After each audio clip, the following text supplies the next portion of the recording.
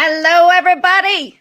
This is Robin Leslie with onlytheinspired.com, and today is day 19 of the onlytheinspired.com Coach Summit, and it's all about the value of coaching, and I am so excited about the interviews today. We have two amazing coaches, and just for good luck today, I have my Tony Robbins Kohl's that I walked on when I was on my 40th birthday, so I felt like having that on my lap today.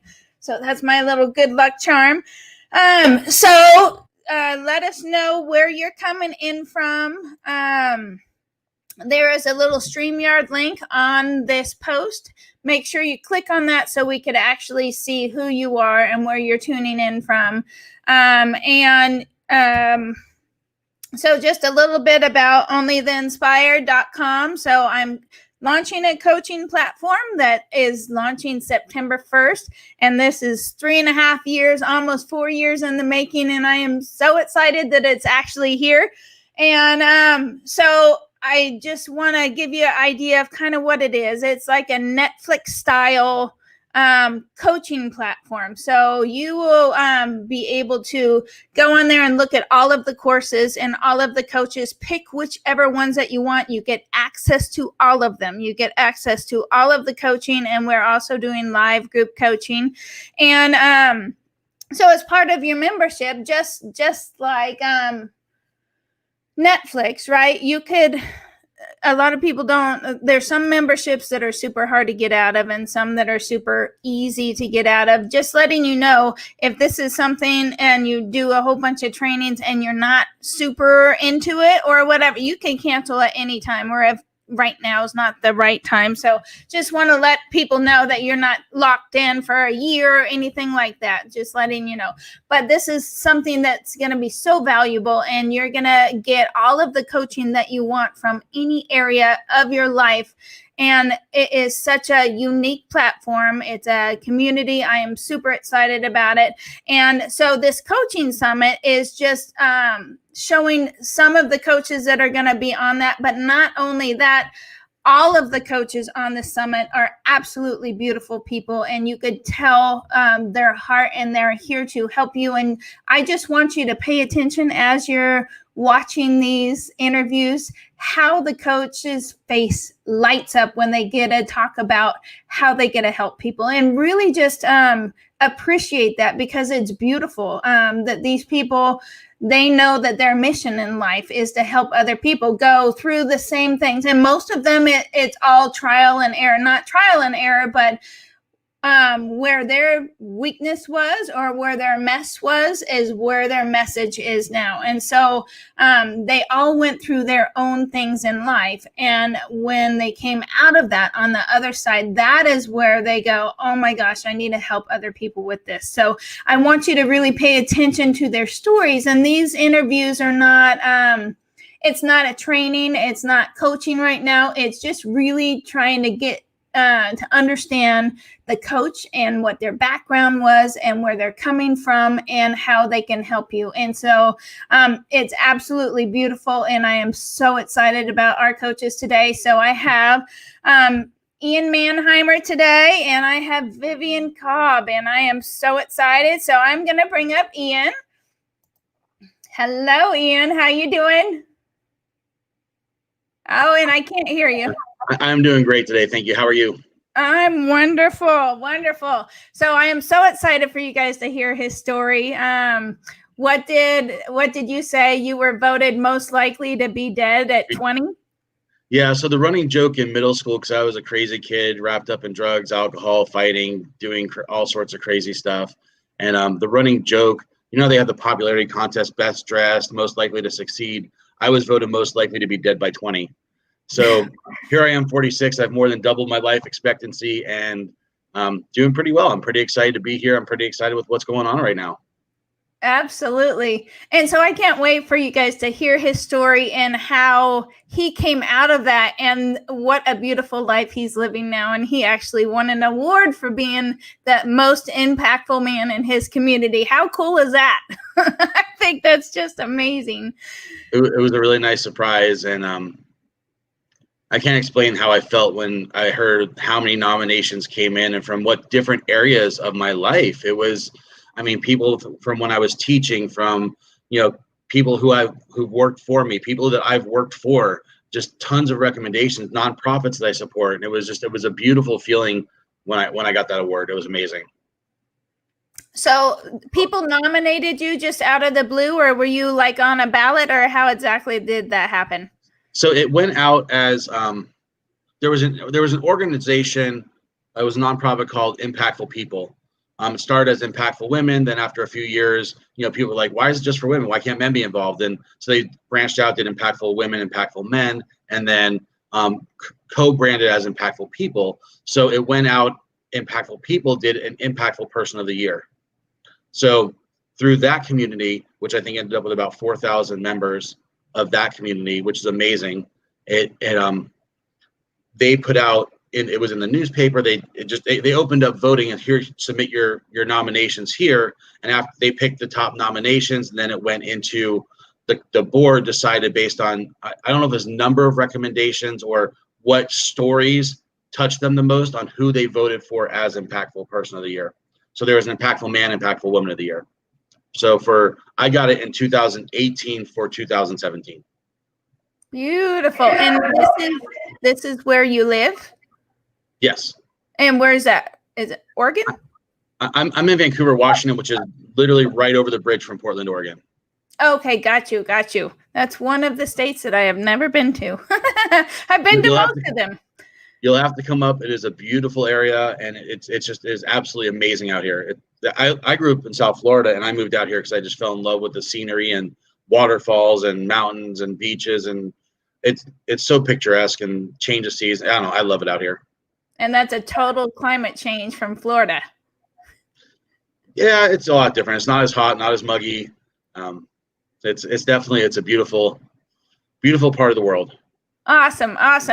Okay, so everybody, we are gonna play Ian's interview, and we did this interview over 2 months ago, so it was June 5th, and so he hasn't seen it, and it was right before he did his big launch, and so a lot has happened since then, and so I'm super excited for him to see that.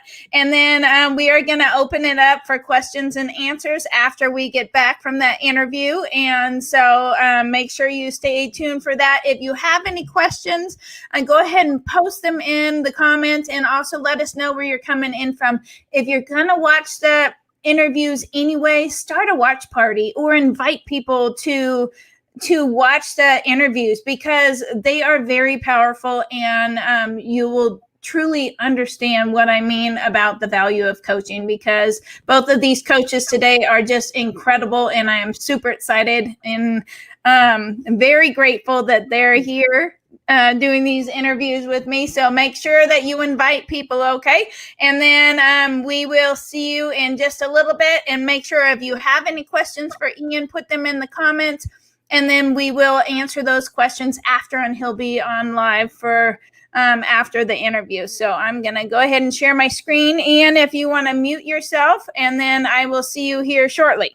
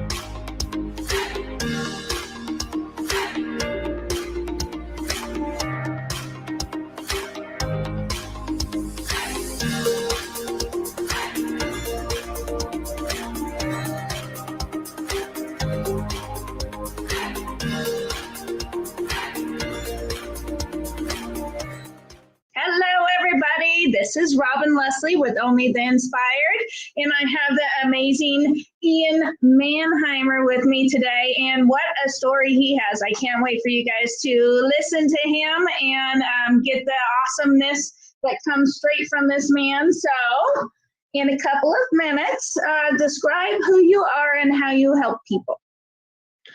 Well, my name is Ian Manheimer. I'm currently 45 years old, living in Vancouver, Washington. And I started this journey when I was 15 years old. I went through a series of struggles when I was a youngster, started doing drugs when I was 10 or 11, started drinking, partying, got into smoking weed, drinking, doing acid, doing cocaine, and got into a lot of trouble growing up. So I was getting into fights, I was disrespectful, getting brought home by the police. I had suicidal thoughts and tendencies, just a lot of struggles as a teenager. When I was in ninth grade, my freshman year in high school, I went to drug and alcohol rehab with absolutely no intent of changing my life. Just I had a friend that was in the program, and in order to hang out with him, we had to be approved. So I'm like, well, I'm going to manipulate the system, and I'm going to start going to this school. And the reason I went there, I didn't like the current high school that I was at. And I was, again, getting into a lot of trouble. And this was a place where I can go and hang out and really had very little responsibility. So my thought was, hey, this is a great escape. So somewhere along the lines, my counselor, whose name is Jeff Dahlia, who I absolutely love and am still in contact with today, put a lot of time and effort into me. And I don't remember what he said or when he said it, but something that he said clicked with me. And I made the decision to turn my life around. So I started going to NA meetings. I started contributing to the community. I started volunteering my time. I started getting into different cultures and religions and started learning about different ways of thinking. So I've basically been on this journey for 30 years of growth and development. And I guess to sum it up, the way I help people is I help people turn their current or past struggles or roadblocks that they're having into successes and strengths. And the way in which I do that is by listening to what they're going through and maybe sharing some of my experience that I've had over the past 30 years through learning, through education, through meeting people, through courses I've taken, and try to come up with ideas or suggestions based on how they might be able to solve that problem. Got you. And so how did you get started in this business? What was it that, because this isn't the only thing that you do, right? Correct. I currently run 2 other businesses. And funny little backstory with that is, in high school or middle school, they do the popularity contest, best dressed, most likely to succeed. The running joke in middle school is I was most likely to be dead by 20. So I always tell people that, I'm 25 years past my life expectancy, so I think I'm doing fairly well. Yeah. So I currently own and run 2 different businesses that have been extremely successful up until COVID-19 hit. We're in the party rental and event industry, so we do live entertainment. We help people create fun, exciting, and memorable events. And we provide equipment and entertainment for corporate events, for nonprofits, for schools, for churches. And when COVID hit, we completely shut down.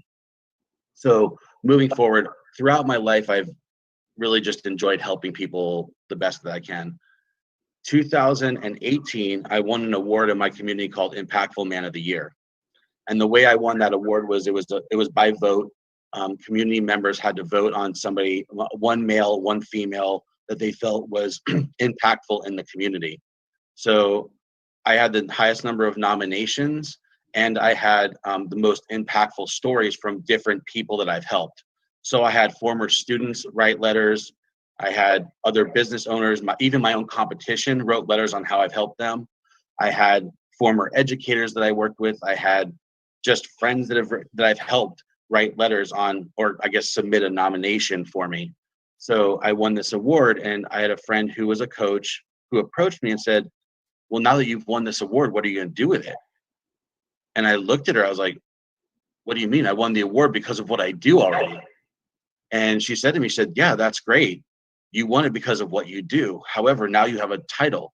People are looking at you. And she said, you just have a new level of credibility. So now you need to do something more than what you already do. And I started thinking, I'm like, what do you mean? I'm like, how do I do more? I'm running 2 businesses. I'm running a family. I'm doing all this stuff. How do I do more? I said, have you ever thought about coaching? Have you ever thought about getting on stages and speaking to people? And I said, I used to do that all the time when I was younger. I said, I love it. She goes, well, have you ever thought about making a business out of it? And I wasn't sure. I was like, I don't know. I said, I'm really busy with what I'm doing. I don't know if I have the time to dedicate towards a new business. So I kind of let it sit on the back burner, but it started that ball rolling in my mind. Mm-hmm. And as that ball started rolling in my mind, I started thinking, how can I impact people on a greater level? What can I do to make a bigger difference in the community? And again, I was running two businesses, so I didn't put time and energy into it. And then when this whole COVID-19 hit and our business literally shut down because we're not legally allowed to do events, and I came across, the Rise Up Challenge, I was like, interesting. A lot of the stuff that I'm hearing is stuff that I tell people already. And I started saying, I should get back into speaking. I want to influence people. I want to help people change their life. And then because of my current business model being shut down, I now have the time to put more energy and effort into helping people. Gotcha. Well, and I recognize a couple things. So you're asking the right questions. How can I impact more people? And those kind of questions, those are the perfect kind of questions that bring all the amazing ideas. And we didn't talk about it a lot here. And maybe we will in a couple questions, but I want you to go over exactly, the people that you want to help. What are they thinking at night? What's keeping them up at night when they know there's something in them but don't believe, because that's something I believe that you need to talk about right now, because you are gonna really resonate with a ton of people. So what are the people, the perfect people for you thinking at night? Well, I think you just started off saying it. And when I things I typically hear are, I know there's more to life than what I'm currently experiencing, or, they may know that there's greatness within them, but they don't really have the full confidence to see it, or they don't know how to tap into that greatness, or maybe they just feel stuck and they're just not sure how to get from where they're at to where they want to be. And a big part of what I try to do is I try to live a life of authenticity, which is being true to who you are and tapping into your heart's desire and living your life based on how you want to live your life, not by what society deems responsible or what we say is expected of us. What are our roles in society as a male or female? I don't fall into that. It's living your life of who you are. So people might feel stuck in where they're at, or maybe, my life is such a mess. If there was really greatness within me, my life wouldn't look like this. Or I've been through so much shit in my life that I can never see myself blank. And whatever that blank is, I can never see myself owning a business. I can never see myself really being a good parent. I can never see myself being successful. I'm not smart, things like that. And there is greatness in every one of us. We just need to find out what that greatness is. We just need to figure out how to tap into it and start letting that floodgate open and letting it pour out to the world. And it doesn't matter what mistakes you've made. No, because every day is the first day of the rest of your life, and it doesn't matter. And a lot of times we box our own selves, we limit our own selves. I've screwed this up, so who am I? What if people find out? Well, and it's really, I'm glad you brought that up, because that's one of the things when I was teaching that I really focused on. There's you as a person, and then there's a behavioral choice that we make. And that behavioral choice does not define who we are. Our behavioral choices, we can change those at any moment. Any day, anytime, we can change what we're thinking, we can change what we're feeling, and we can change what we're doing. And if we don't like something about what we're doing, the only person that's responsible for changing that is ourselves. We can get help. We may not know how to change it, but there has to be a willingness and a desire to be different. And if we have that willingness to say, I feel like this, but I don't want to anymore. That pain of, when the pain of where you're at is greater than the fear of the unknown is when we start to make a difference. We have to take that leap of faith and saying, I may not know where I'm going. This is scary. I'm freaking terrified, but I'm willing to try because I don't want to be like this anymore. Mm-hmm. I don't want to be stuck, or I don't want to be in this abusive relationship. I don't want to continue using drugs. I don't want to, walk in somebody else's shadow. I want to be my own person. I want to live my life, not somebody else's. And I think there's a lot of power in that, separating the behavior or our past experiences or our past choices from who we are as a person. We all make mistakes. It's what we do with them. Are we going to grow from those mistakes, or are we going to let them define who we are? Exactly. Exactly. I love that. So describe your ultimate vision for your business. Well, my vision for the business would be to impact the world on a greater level. And, obviously I've done a great job in my local community because I just 2 years ago, won an award that was called Impactful Man of the Year. So I am impacting people locally here in Vancouver, which is great.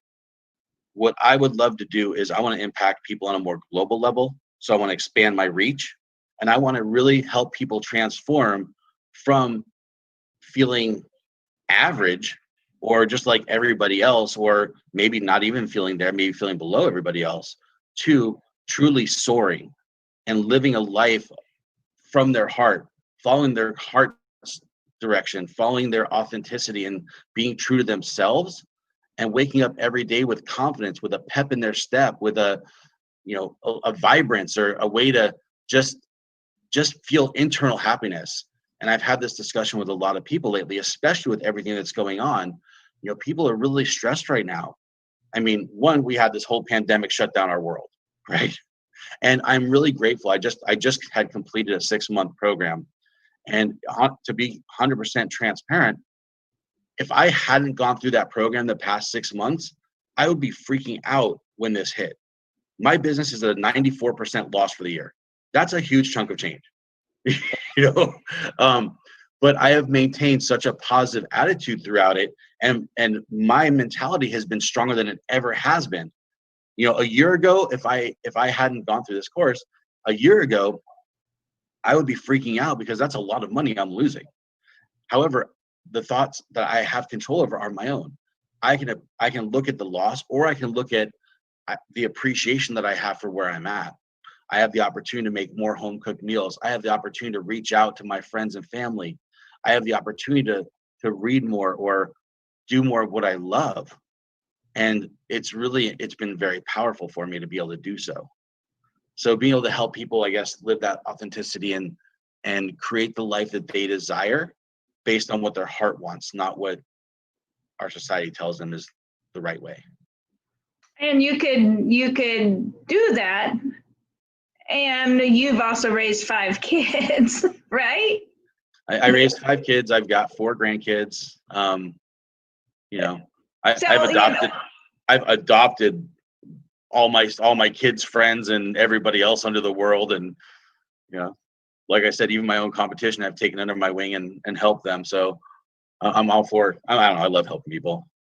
Awesome. So here's a question that goes right next to that one. So what beliefs do you have that set you apart from your competition? And I'm much more of a collaboration versus competition person. But what do you think kind of sets you apart from your competition? That's a tough question, in the sense of this realm with helping people, because I truly believe that everyone out there has their own niche and their own their superpower, so to say. So I wouldn't say that I'm the right fit for everybody. I feel that what I offer that may be a little bit different is, one, my crazy ass life story that I've been through so many different ups and downs, peaks and valleys, and various life experiences. And I operate from a heart perspective, more so than a textbook perspective. I've never been a textbook teacher, so to say. I've always found ways to see things outside the box or see things from a different perspective. For example, when I was teaching, I worked with students with severe emotional behavior disorders. And, I remember working with them on job skills. It wasn't part of my curriculum. I made that part of our curriculum. And I would hear things like, nobody's going to hire me. I've got no job experience. I'm like, really? Do you show up to school every day? Yeah. So you're dependable. Oh, I never thought about that. Are you on time? Yeah. So you're punctual. Is that a job skill? Does a boss want you to be somewhere on time? Yeah. Okay. How about, do you ever do your work? Yeah. Do you complete your task to complete? You can see a task through to completion and do a good job at it. if I'm your boss, would I want you to do a good job for me? If I give you a task, would I want you to be able to finish it? And all of a sudden I start lighting up. It's like, I never thought about that. So it's helping people refocus where they're currently at and seeing what strengths they have within them already that they're doing that we don't realize. We overlook a lot of what we currently do. And I just had a conversation with somebody, I want to say it was a week ago, about this. And when we first got on the phone, she was struggling with some confidence issues and branching out into her own real estate company and leaving a team and not sure if she could do it on her own. And my comments were, hey, let's jump on a quick call. And I helped her look through all of the accomplishments that she had made up to that point. And little things that you can do, there's little strategies that you can teach people that we don't think of on a daily basis. There's so much more that we have to ourselves. And one thing I heard this and it resonated with me. Up to this point in time, we have succeeded in every single struggle we've ever come across. Nothing's killed us yet. We're still alive. Yeah. We've beaten every struggle that's come our way. So why let something scare us? Right. Well, and I've been there too. I've been there where, because I'm somebody of multiple variety. And so I've been in so many different businesses. And up until a few years ago, I consider myself a flake, right? And then I was going through the 90-day year with Todd Herman, and so he wants you to write your story. So I'm writing my story, and my story in my entrepreneur world started at 17 in 1989. And so I write down all the things that I've done, but all of the little wins that I never gave myself credit for throughout the years. And there's a lot of that. And I felt so good about myself after actually, so yes, I've done this. And, sometimes you try something that doesn't really fit, but you don't know if it's going to fit until you try it. But then I've had a little bit of success in each one of those things. And I got just so much knowledge from that. And I actually, when you look at it from a different perspective, it's like, no, I have done this and this and this and this and this, and I'm pretty badass. But sometimes we don't think that. We don't recognize that in ourselves. And so I love that you help bring that out in people. And it's just a different perspective. You are better than what you think, right? I definitely believe that. And it's so true. We take for granted the little things in life. And sometimes the smallest things in life are actually the greatest things in life, the biggest accomplishments. Raising a kid, not everyone has that ability. And it's just that mindset, and I love sharing stuff like this, is we can be grateful for anything. Yeah, we're living in a pandemic and the world is shut down, but right now I have the ability, if I want to go outside, I can do that. I have the choice of to sleep in or wake up. I have the ability to appreciate the grass that's growing outside. Raising kids. I was very fortunate to have kids. There's many people who can't. I'm fortunate that I have 2 feet and I can walk. Not everyone does. One of my sons was born without a leg, so I have a son that wears a prosthetic. I'm sure he would love to wake up and not have to think about putting a leg on before he goes to the bathroom in the morning. Right. And it's so much we have to be grateful for that we overlook just normal everyday things. And there's always something that we can look at something as always being better or being worse. It depends on how we look at it. It's being grateful for what we are, what we have, and appreciating. It's not a competition. I'm not a competition with you or anybody else. I'm in a competition with myself. As long as I wake up today better than I was yesterday, as long as I do my part to be the best human that I can be, that's my goal. I'm not trying to be better than you or better than my kids or better than, friends. It's me. I'm going to challenge myself.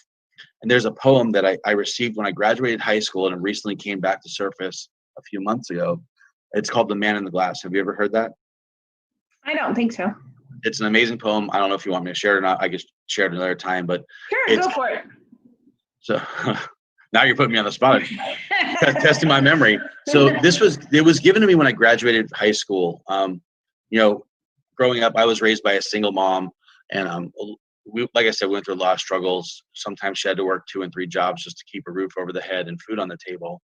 And but my mom is absolutely amazing, and I honestly attribute a lot of my success to her because of how she was with me, and a lot of life lessons that we don't learn about. So we had roommates growing up, and one of her roommates' name was Sally, and she had handwritten this poem to me. It's called "The Guy in the Glass," and it says, "When you get what you want in your struggle for pelf, and the world makes you king for a day, then go to the mirror and look at yourself and see what that guy has to say. For it isn't your father or mother or wife whose judgment upon you must pass. The feller whose verdict counts most in the end is the guy staring back at the glass." And it continues to go from there. Basically, I want to be respectful of time. I can keep going, but it's basically about when we look in the mirror, we're the ones who we have to please. It's not our parents. It's not our spouse. It's not our kids. We have to be authentic to who we are. And if we're not happy with who we are at the end of the road, we're going to be miserable. Right. Basically, that's the gist of it. No, yeah, that's awesome. That's all, and it's very, very true. So what was the hardest thing to overcome when starting your business? Well, this is a new realm for me, in the sense of direct coaching. I would say my biggest thing right now that I'm trying to overcome is figuring out how to serve the most people. Like, how can I get out there and serve the widest audience? How can I impact the most people on the greatest level would probably be my challenge, because I'm one person, right? So, right. I mean, there's millions and millions of people in the world. So how do I take myself by who I am and make the greatest impact on the widest level? Right. I struggled with that myself, and that multiple things came into place, and I knew that I was one person. If I was doing one-on-one coaching, the most people I could work with is 40 people in a month, right? If you're doing every week. Yeah. And that was not enough for me. And it's great. But how can I impact the most people? And that's part of where the Inspired came from. For one, I personally don't have to help them, but if I could set something up that can help millions, then I am a happy freaking camper. And I totally get what you say. And it's yeah, how do you do it? So where I'm working at right now, just to give a little bit, and I think we talked about this a little while ago, is I'm going to be starting a Facebook group soon, where I can just do little nuggets of information and little tips. I'm going to start a YouTube channel where I just, it could be something simple like I read a quote that I like and reflect on my thoughts on that quote and share that. Or just, if I have a struggle in my life, just coming out and saying, you know what, today sucked and this is the reason why. And here's how I'm dealing with it, boom.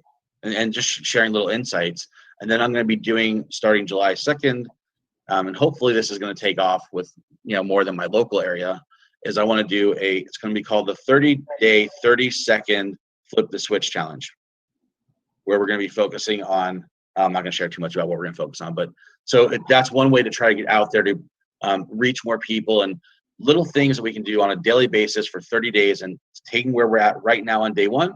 And after week one, where are we at? After week 2, after week 3, and at the end of 30 days, okay, where are we at with our mental status, with our mindset, and how are we feeling based on this 30 seconds a day? I love that. And baby steps. Yep. So this question I ask everybody, because some people have it and some people don't. So do you have this support network of friends and family encouraging you to do this, or is this something that you really feel I must do and I'm doing it whether or not anybody believes in me? It's both. As I said, a friend of mine approached me that got me started with pursuing this. So I've got that in my corner. Everybody who I talk to, has been telling me I need to be doing this, that I connect with people on a deep level. And I think that's my superpower that I can say that I have, is I'm a connector. People, for some reason, I don't know what this reason is. I truly don't know what the reason is, but people feel comfortable talking to me. People that don't even know me, I received a message on Facebook the other day from a former student, and it wasn't one of my students. It was a student at a school that I worked with. And she had basically said, I remember the first day I met you. I was walking in the hallway, and I don't know what it was about you that made you reach out and ask me if I was okay. And here I was in the middle of the hallway dumping my heart to a total stranger that I didn't even know. But I felt safe, and you have that ability just to bring that safeness out. So, and I hear that message from pretty much almost anybody that I talk to, is they feel safe and comfortable sharing things that they wouldn't share with anybody else. So I guess so I've had a lot of encouragement. Yes, to answer your question, yes, I've had a lot of encouragement. However, my mentality and my mindset is, when I put my mind to something, I do it regardless of what anybody thinks. And I'm a person who, for lack of better terms, I love my haters, because the haters inspire me. People who tell me I can't do something, that's like pouring gas on a fire. It's like, oh, I can't, watch this. I will blow up harder and faster than you ever believed. So yes, I've got a great foundation of great support. People that say, when I told them that I want to start impacting and influencing the world, they're like, you need to do that. You've got a message to share, and you need to do it. However, I would do it regardless if I had that background or not. Right. Well, good. Well, and sometimes when, we're being taught to figure out what we do, what would your friends tell you that you need to do? There you go. And I'm not going to give up my current businesses. I mean, I started them from the ground up. I had no business background. I had no education in business. And, that's how I've supported myself the last 5 years. I was teaching full time as I started growing them. 2015, I left teaching, and been just doing my other business full time. So in the past 5 years, we've grown, obviously impacted the community. And, I think we have an amazing service. We have incredible clients that we serve, and I love what I do. I don't want to give that up. I would love to pass that on to my kids, let them start taking over so I can focus on other things, and make my difference somewhere else, like what I'm doing here with coaching and teaching and inspiring and motivating people. That's my passion. That's what I love doing. Awesome. Love that. So what is your favorite thing about your business? So, and I know you're just getting started, but you've worked with lots of people, even that person that you talked to last week, right? So when somebody reaches out to me, not provoked or prompted, and just says, you know what, I am so grateful for you. Or, if it wasn't for you, I wouldn't have been able to blank. Whether that was when I was working with students, if it wasn't for you, I wouldn't have graduated. If it wasn't for you, I wouldn't have gotten that job. If it wasn't for you, and it's not about me. I can care less about, I shouldn't say care less about me. I love me, but it's not about me, but the fact that because something I said, something that I did, some words of wisdom or some inspiration made somebody believe that they were able to accomplish something they didn't think was possible. And as a result, I get that thank you message, and that fills my heart more than I can express. I mean, more than anything, that makes me feel alive when somebody reaches out to me and says thank you. Well, and you had one of those influences that you talked about, that teacher. You had one of them when you were 15, and here we are 30 years later, and he's still impacting your life. That's amazing. What who inspires you? Oh, geez. I'm a pretty eclectic personality, so I get inspiration from a lot of people. I love Les Brown. He's phenomenal. I love watching him and his excitement. And I remember his story about, you gotta be hungry, like doing his little chicken wing dance. And, I really enjoy Will Smith. I like watching Will Smith's videos. I love Will Smith. There's so many different people. I recently was introduced to Prince EA, and the man is so intelligent and such a global mindset. There's just so many people, I could sit here for 5 hours and probably just name different influencers. I think what I've done throughout my life, and this is not even just, and I hope this isn't inappropriate for this, but even from a religious perspective, I'm not committed to one specific group or one specific religion. one of my favorite classes when I was in college was a class called World Religions. And I was introduced to Buddhism and Sikhism and Taoism and Hinduism and Islam and Christianity and Judaism and all these different religions. And I was able to take bits and pieces of those things and say, I really like this. I want to incorporate this into my life. Oh, wow, that was, living from this perspective is really, really interesting, and it's humbling. So I was able to take just bits and pieces from so many different areas. And I guess, lack of better terms, not being married to one mindset, being open-minded to learning and being a lifelong learner of different philosophies, of different motivators, of different speakers, of different cultures, of different religions. And I truly believe that when we're open-minded, we eliminate things like fear and racism. And racism is starts with fear. It's a fear of unknowing, something's different from what I do, so I don't like this. And being able to get rid of that because you open your mind to understanding why people do what they do or how they do what they do, even if it's different from the way I was taught or the way I was raised. When we operate that level of understanding, then we're able to open our hearts and reach more people and be I feel, better rounded person. Absolutely. Do you know Vishen Lakhiani? He's the founder of Mind Valley. I don't think I know. Love Vishen. And he talks about rules, bullshit rules, man-made rules that we think we have to go by because somebody somewhere told us that we have to do that. And his mom gave him the great gift. And I think he was Hindu when he was growing up. And he would question things. Why can't I have a burger when all of my other friends have a burger? And she said, well, you can. And so she allowed him to question things. Why can't I do this when I want to if it's not harming anybody? Why can't? And so you see things from a whole worldwide perspective from different peoples, religions, whatever. And it just opens you up. You don't have to follow one thing because that's what your family or your village or whatever has done. You decide for you what is perfect for you, and I love that. That's awesome. So big question, and I still ask questions. So if you could leave one tip or one golden nugget for the people listening, and it was the only thing you could tell them and your only chance to say it, what would it be? Follow your heart and live a life full of passion. And laugh. Gotta laugh. Laugh a lot. Gotta be able to laugh. Love that. You know, that was I think that's one of my strengths is being able to laugh in stressful times. And that's gotten me through so much, is being able to have a sense of humor. I feel that's so valuable. Absolutely. Well, and you gotta laugh at your mistakes. It's like, oh my God, I can't believe I did that. That's dumb. But if you laugh at it, then it eases it up. There's not as much pressure.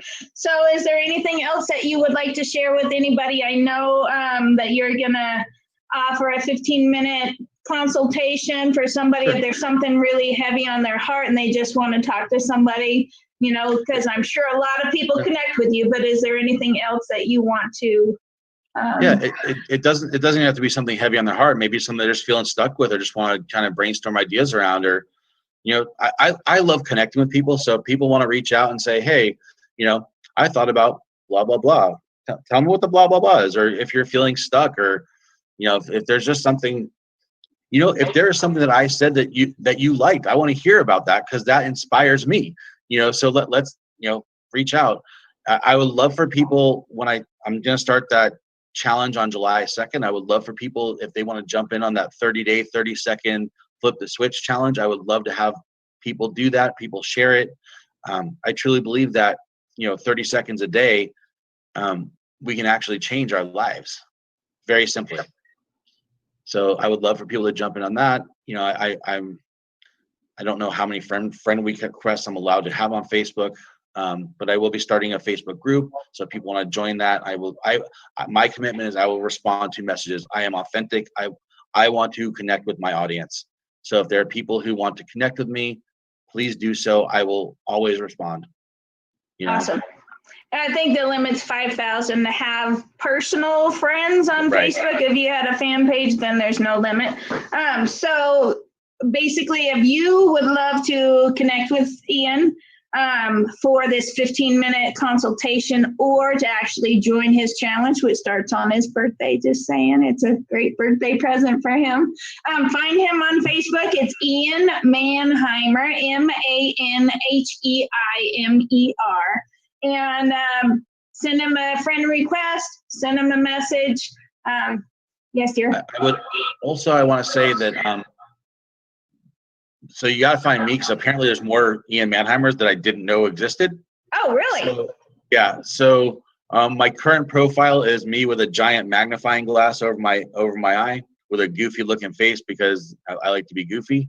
And so that would be the me that is on here, because there are apparently other Ian Manheimers. Huh. Well, you never know, right? And I know there's a few people with my name too. Okay, so find him on Facebook, and he just has a huge heart of gold, and I absolutely love that he won the Impactful Man of the Year, or of the community. That's just the coolest thing ever. So thank you very much, everybody, for being here again. Ian Manheimer, Manheimer, big magnifying glass and goofy look on his face to find the right one. Exactly. Thank you very much, everybody, for being here, and we will see you next time.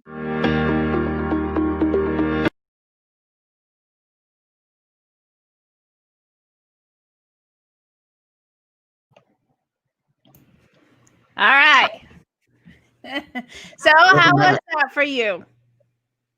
It was fun. It's amazing what happens in a 2-month time period. It was funny hearing talking about the challenge. That's been done almost a month.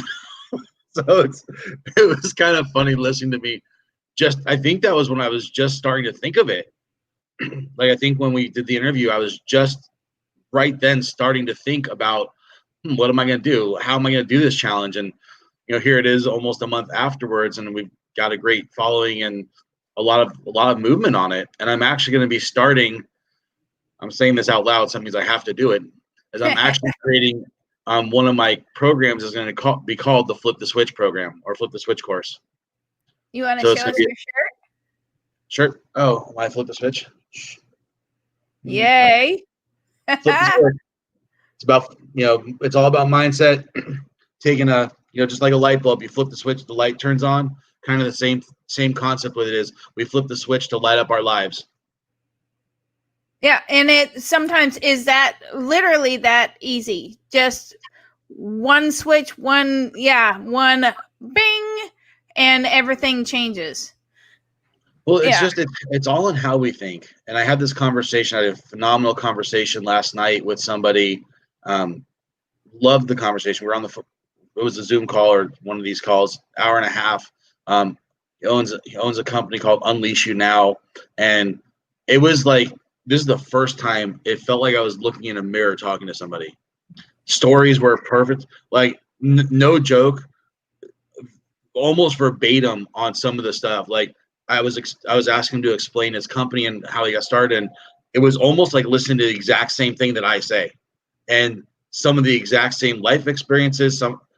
So much was aligned with this guy. It was phenomenal. So it's funny. And where did you connect with him? I don't remember how we connected. Somehow either I got a friend request or I sent him a friend request. We connected on Facebook, and I wanted to learn more about him. I saw his brand and I really liked his brand, and I wanted to hear what he was about. And apparently he does a few big speaking, I don't want to say engagements, but he does seminars and stuff like that. And we just really hit it off. It was really uplifting. Awesome. And I've had a couple of those conversations with the coaches on here. It's like, oh my gosh, we are so much alike. I've been through the same things. And and that's why I love the stories. That's why I love, finding out how you became a coach, those stories, because so many people have stories that are very similar, and it connects us. It's the stories that connect us, not the profession Yeah. necessarily. It's the stories in the heart. And I was having that conversation with somebody recently too. There's such a need right now for vulnerability. I'm really tired of the Facebook, Instagram, fake happiness. Let's look all happy. Let's look this perfect life. Oh, I got this perfect, cute little dog and the cute little car and the cute little house and everything's picture perfect. And look at how amazing my life is. It's bullshit. Yes, people can be happy, but everybody, I don't care. And I just said this in another interview. It doesn't matter how much money you have or how much status you have. It doesn't stop life from happening. Anybody can get cancer no matter how much money you have. Anybody can be in a car accident. Anybody can lose a family member. Any of us can end up in a hospital at any moment. And regardless of how much money you have, that can't stop those things from happening. It might make it a little easier to get treatment, or it might give you better accommodations if you need better medical assistance, but it doesn't stop life from happening. So being able to identify our true happiness inside, find a way to be happy internally, not looking for external forces to make us happy.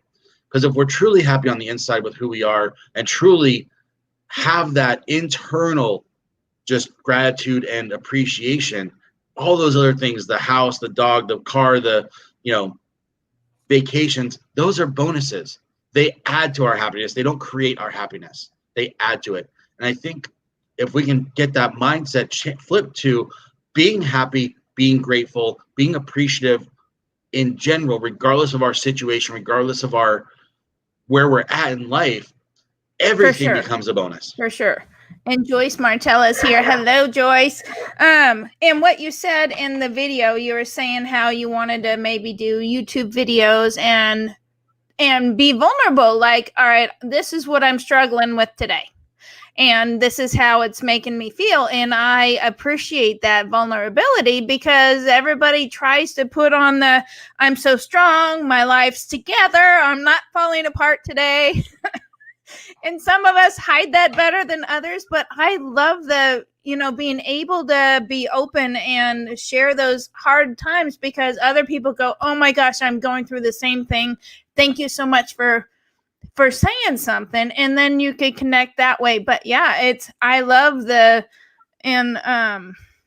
with the Only the Inspired, that's part of the community thing. That's part of, I want it to be a safe place to open up and go, I'm really struggling with this, or this, I want to launch my business and I am so overwhelmed, I don't know what to do. And to have people go, hey, how can I help you? Because we all have thoughts like that. We all have moments. It's like, I'm way in over my head and I don't know what to do or who to talk to or any of that. And I think it's very freeing when you could be vulnerable. It's scary, but it's very freeing.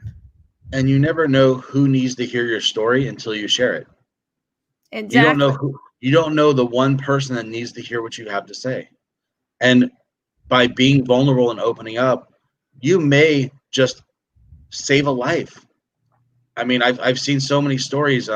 Nick Vujicic, for example, I don't know if you're familiar with him. He's the no arms, no legs, no worries. And he wanted to kill himself. And he said, if one more person approaches me and makes fun of me today, I'm done. And I think there was a little girl that just came up and gave him a hug or said he looked nice today or something. And he chose not to kill himself.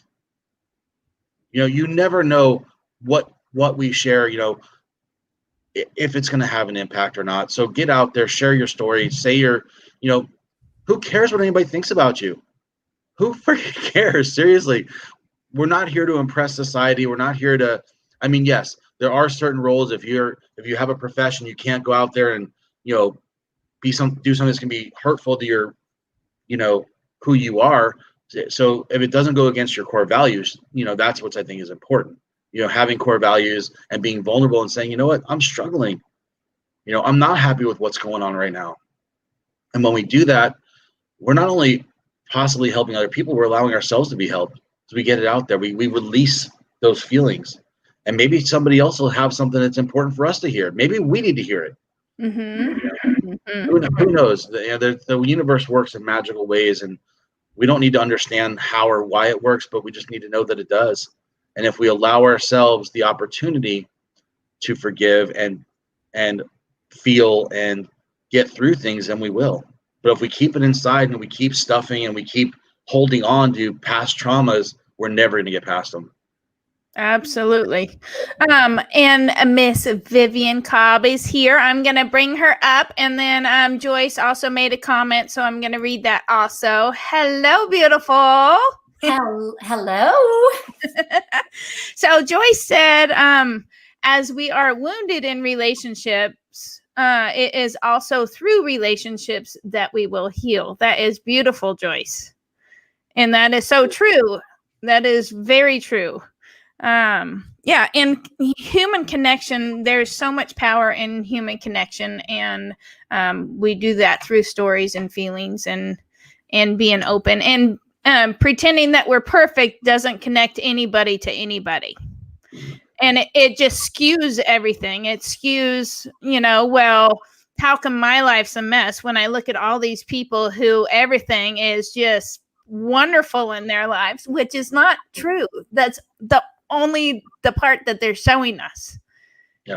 Yeah. And so Vivian is one of those that helps people get over those traumatic losses. And her interview, I'm super excited to share because, wow, what a story. And so, but I want to reach out to everybody and say, okay, so Ian is giving away a 15-minute consultation, and to save the issue of trying to find the right Ian Manheimer on Facebook, he is available in the Facebook group, in the Coach Only the Inspired Coach Summit Facebook group. And so you could reach out to him right then and there. And so it's super easy to reach him, and you don't have to search for him in Facebook, because he's the one that's, I think you're the only Ian Manheimer in the group.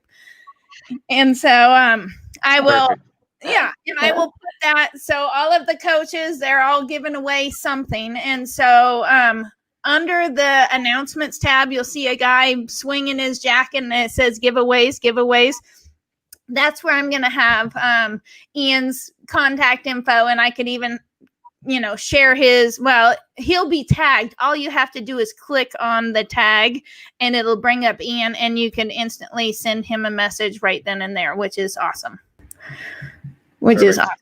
Yeah.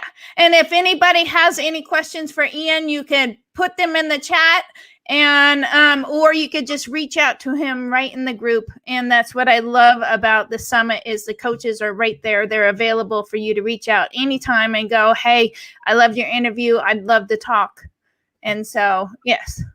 And thank you so much for having me on too. I really enjoyed it. And, anything I can do to help support or be, a contributor to the group, happy to do so. Thank you very much. It has been awesome to have you here. If you want, you could stay until the end after we do Vivian's interview and we do Q&A. It's up to you if you want to do that. Some people like to, and some people have other things to do. So if you want to stay, you can. If not, we will see you in the group. And thank you so much for being here. I love your story. I love your heart. And I want to help you reach as many people as possible. Thank you so much. I appreciate it. And I will stick around for a little while. I do have some other appointments that I have to get to, but I definitely will stick around. If I can't finish it, I'll check out the replay like I've done with some of the other ones. Okay, awesome. Thank you so much, Ian. And we appreciate you. And we will talk to you later. Thank you.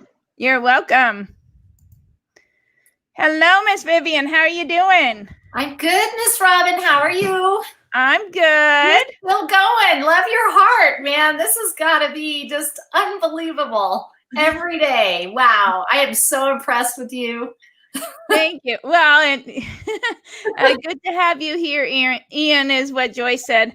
Yeah, I am just loving all of these interviews and coming on every day and, helping to spread the message, because all of the coaches are so totally different from each other, but all have the same common, I want to help people move to the next level or right. Heal or whatever. And Joyce says, welcome, Vivian. Yeah. So it's really an honor, Robin, to be here. Like I said, I wasn't just blowing fluff. You really are impressive. You're following your own dream, and that is just such an inspiration to me. And I really appreciate you having me here. Oh, you're welcome. And thank you very much for the kind words. Thank you. And it's all new to me. These besides my friend Reg, and he'll be on in a couple days. I interviewed him years ago, probably 4 or 5 years ago. Besides that one interview, I've never interviewed anybody until this summit. And so, wow. And then let's do 70. Let's do 70 all at once. Talk about jumping in with both feet. Yeah, but it's so awesome, and I'm really grateful, and I hope that people really can connect with all of the coaches' stories and really see where their hearts are coming from. So, are you excited to see your interview? And it hasn't been too long. Absolutely. Yay. All right. So just to let everybody know, we are going to play Miss Vivian's interview. So we recorded this July 28th. So it's only been a couple weeks, like 3 weeks. Yep. And so she hasn't seen it, but she is going to be here for questions and answers after. And she has a very powerful story. She's been through a lot. And her purpose is to help other people go through some of those tough times, because out of your mess is your message. And obviously some things we never plan on, but when you make it through the other side, it's like, wow, now I need to help other people. Yeah, absolutely true. Yes. Okay, so I'm going to share my screen. Will you please mute your microphone? And then I will bring you up after the interview. And if anybody has any questions, post them in the chat, and then we will answer those after the interview. Okay, so here we go.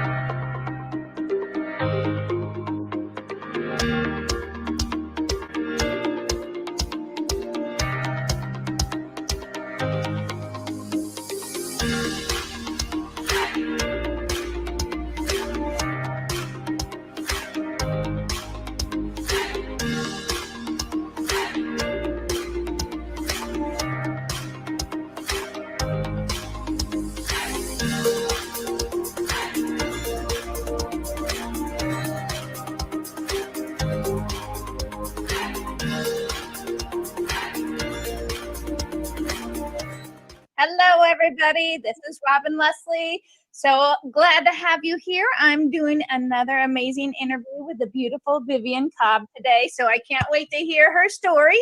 So Miss Vivian, in a couple of minutes, describe who you are and how you help people. Gladly. And Robin, thank you so much for inviting me to be on your summit. Very excited to be so. Yay. My name, as you said, is Vivian Cobb, and I'm an emotional health coach. And what I do is help mostly women get through catastrophic loss. And that can be anything from a death of someone or loss of a business or finances. I mean, loss is many different things. And I help people look at their emotions differently. We have misconceptions about our emotions, and that they are somehow something we need to run from, or something we need to push down or not deal with. And I advocate for the completely opposite of that, that we should embrace them, run towards them, lean into them, and process them, because then we can move forward in our life. And that's really the truth that I embark on people. So that's how I help people. And they're there for a reason. Absolutely. I mean, there for a reason. Humans are emotional beings, and it's our emotions that we perceive our life. We maneuver through our life through our emotions.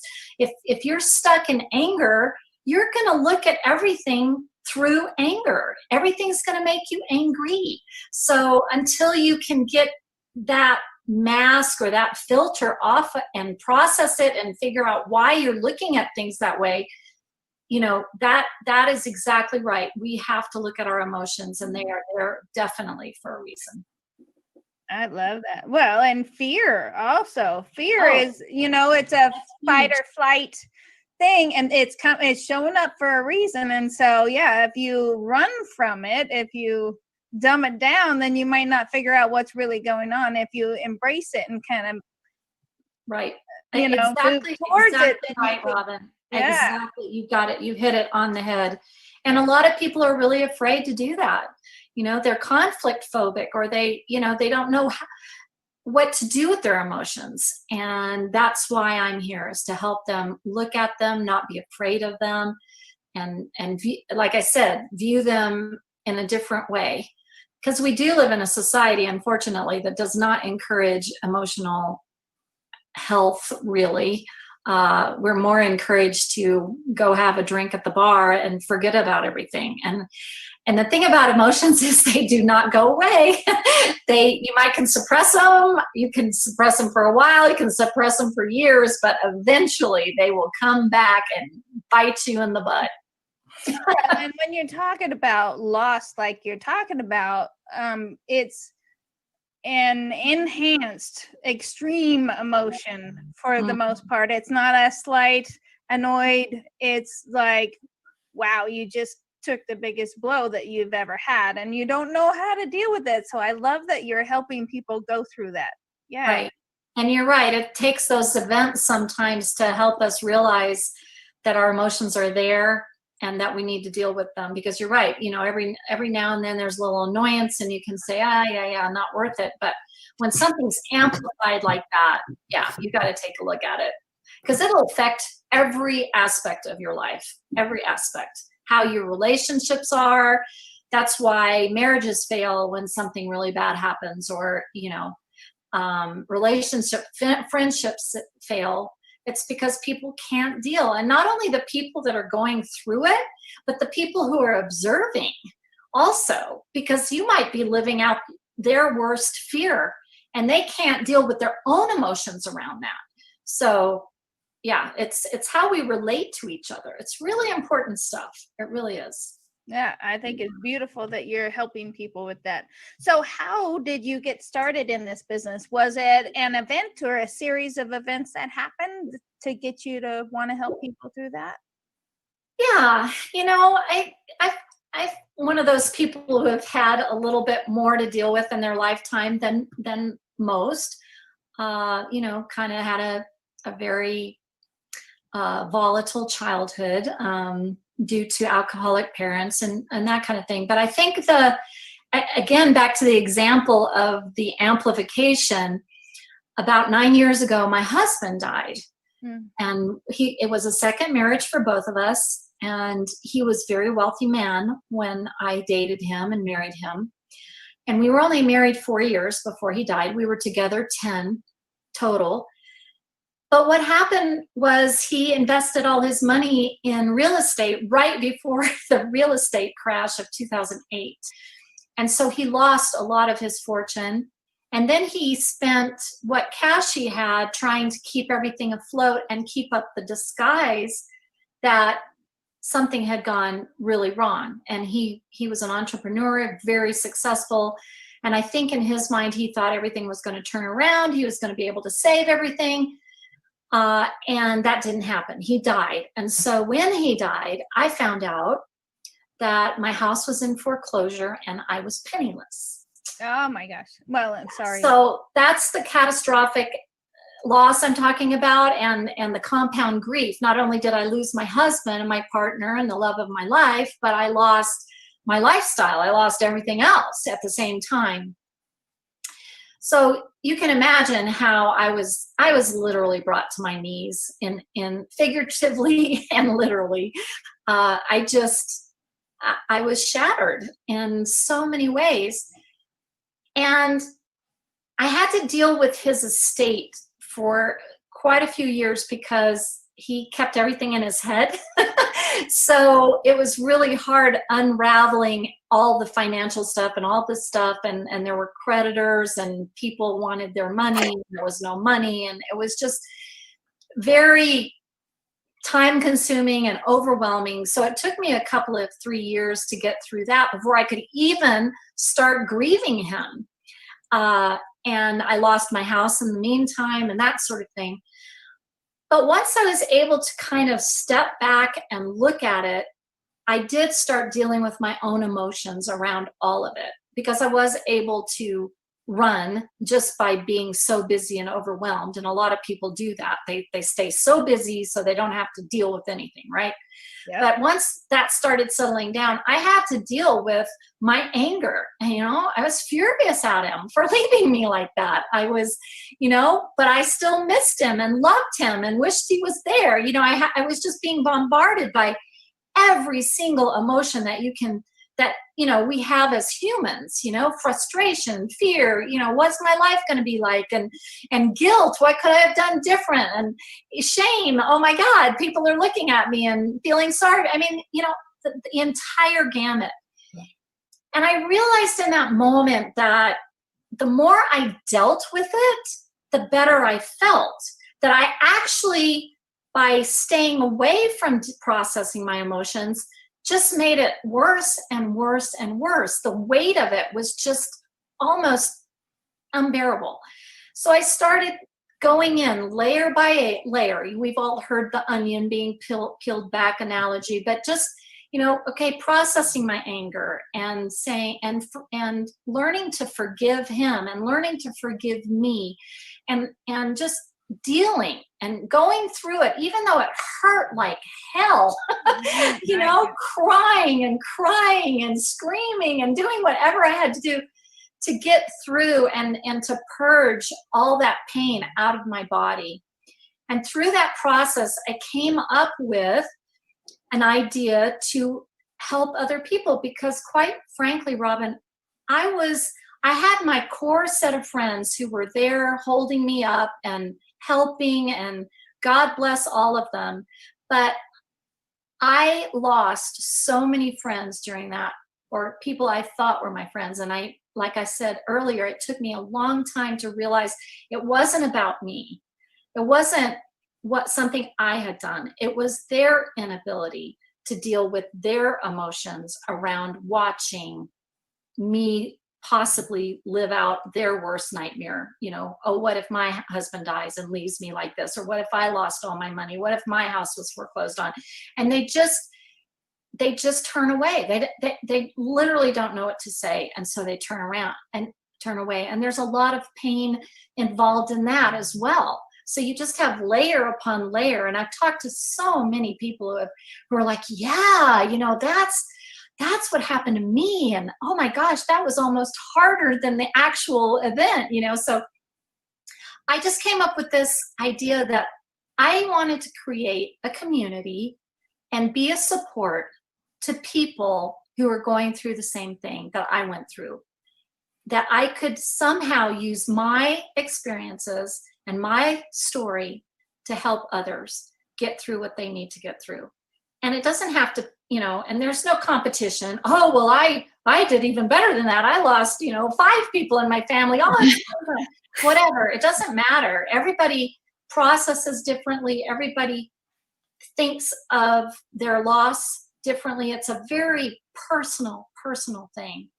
And if I can be there for somebody and not have them feel isolated or alone or have to go through that by themselves, then I am one happy person. So you're creating a place of empathy, people who feel for you, who have been there, who understand what it's like, versus sympathy. I feel sorry for you. I don't know how to connect with you, and good luck. Well, and people don't mean to be shallow like that, but they have a hard time. And I have a friend, and she went from this vibrant person to being in a wheelchair overnight, and some of our mutual friends never knew how to deal with it. They couldn't actually bring themselves to go visit her because it was hard for them, and feeling for her. And so I totally get that, and I think that's absolutely beautiful that you're creating that space, because that could be the loneliest place of anybody's life. It is. You're absolutely right. It is so lonely. And and people, that's why people won't go see people who are dying. They just can't, go do that last visit. They just can't handle it. And it's not about that person, it's about them. And if you can realize that those are your emotions and that's stuff that you need to deal with, your own fear, so that you can be empathetic and you can be there for other people. Because people are feeling guilty about that. They're thinking, oh gosh, I really should go see Mary, but I just can't deal with that. And then they feel guilty after Mary dies. It's like, oh, I should have gone and seen her. I just should have. And then they're dumping all over themselves. If they had just originally said, okay, what is my fear? Why am I feeling this way? How can I deal with this so that I can go see my friend and take care of her and say goodbye to her and take care of myself? Mm-hmm. That's what it's all about. And that's what I'm here for, is to help that process. That is absolutely beautiful. Thank you. So describe your ultimate vision for your business. My ultimate vision, well, having a servant's heart, I just want to help people, of course, and I'm sure every coach says that. We wouldn't be coaches if we didn't want to help people, right? I definitely want to help people. I want to support people. I'm starting my community emotional safe haven for that very purpose, so that there is a community, not just me saying, oh, this is how you do it, but being with other people who are going through the same thing. Humans, as we have found out in our pandemic, new culture, we need connection. Absolutely. And we need to feel like we belong somewhere. And community is just so important. And so I am building a community of other people and myself to support each other through this process. And with, like you said, with empathy, because we've been there, we know what it feels like. It's really hard to connect with somebody who's never had to deal with a death in their family or a death of a friend. Until you go through that level of pain, you can imagine it, but it's completely different if you've been through it. So my vision is to create this beautiful community of caring souls who want to uplift each other through their journey of loss, whatever, like I said, whatever that loss is. And I want to be able to help people with that process of embracing and processing their emotions, so that they become unstuck, because you will become stuck and you can't figure out why you can't progress, or you just stay where you are in a place that you probably don't want to be in. It's because you're not dealing with what you need to deal with. I want to help people get unstuck and move forward. For example, had I not gone through my journey of forgiveness and gratefulness and dealing with all the emotions that I had, who knows where I'd be right now. I would be a very angry, mean, ugly person, I'm pretty sure. But I'm not. I'm a very loving, giving person. I'm living a life. Had my husband stayed alive, my life would be completely different, but he didn't. And this is my life. And I have taken those lessons, and turned it into absolute joy. I love what I do, and I'm so grateful that I'm in this place. So I want to share that and spread that as best to my human ability. Oh, that's awesome. Well, and there's a ton of people who have lost their business in COVID, just in the few months. Lots of them, their babies, jobs, and a lot of jobs and babies and careers. Not babies, but their job or their business was their baby. It was their dream or whatever. And so there's a lot of people stuck and pissed off. And so they could probably use some help getting through that. I totally agree with that. Well, I think we have examples every day in the news with people throwing things at clerks in the grocery store, or people are really, really frustrated, and it's interesting, we are in a historical collective loss right now. And that's why I've really stepped up my business. I was about to launch my course right before COVID, and then I got sick with COVID, and the whole world shut down. And then I thought, oh well, I'm just gonna wait. And then I thought, no, wait a second. There is so much loss around right now. it's ridiculous. And what a time for an emotional health coach to come on board and say, here, let's deal with the loss, no matter what it is. We are all surrounded by loss right now, and we all need to help each other, not turn against each other right now. So that has even amplified my mission, if you will. So good. Well, and I'm curious if you want to talk for just a minute about the COVID thing, because there's a lot of people who are pissed off and don't believe it's actually something. Yeah. And I get that. So do you want to just for a minute explain kind of what you went through and how long that took you to get over? Yeah, sure. Well, I got sick in the middle of March, right before the shutdown, like a day or two before the initial shutdown in March. I came down with fever and whatnot, and I got very sick. I had a high fever of 103 for 8 days in a row, and then I realized I was in trouble, and I went to the emergency room, and sure enough, I had pneumonia. I was admitted. I was in the hospital for 5 days. I was extremely fortunate. I did not have to be ventilated. There was absolutely nothing they did other than watch me and give me oxygen. There is nothing they can do. And they were just watching to see if I was going to go this direction or the really bad direction. And thankfully, I went the other way. And I did recover, but it took a couple of months. And as a result of having a high fever and being that sick, and I've got to say, I've never been so sick in my life, I've actually lost my hair, about 7/8 of my hair. I usually had a full head of hair, and I've had to cut it off, which has been a whole other set of emotions that I've had to go through, because my hair is part of my identity. Exactly. And I didn't really realize that until I had to lose it, so it's been one lesson after another. But COVID is definitely real.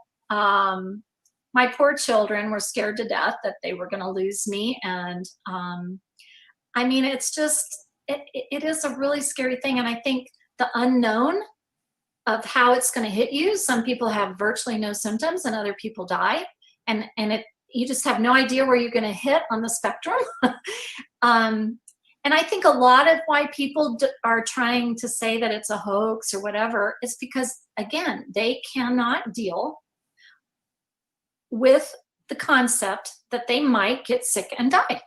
They can't wrap their heads around that, so they, push it out. They say, oh, it's a hoax, or that could never happen to me, or denial, or I'm not going to wear a mask, or I'm going to go to the bar anyway, and, whatever.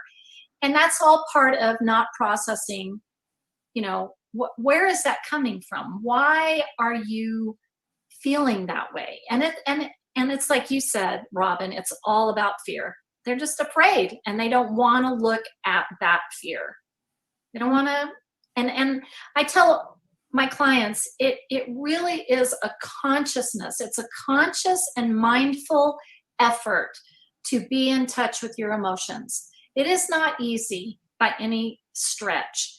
And most of us have not been taught how to deal with our emotions. Our parents didn't know how to deal with their emotions. So how are they going to tell us how to deal with our emotions? Our society doesn't encourage us to deal with our emotions either. It is a journey. It is a mindset shift that has to take place. And yet it's so strange to me, because we are emotional beings. Mm-hmm. That is the baseline of how we operate. And yet it is something that we will do anything almost not to deal with. Drugs, alcohol, exercise, shopping, gambling, whatever, you name it, work. We will do anything we can not to deal with our emotions.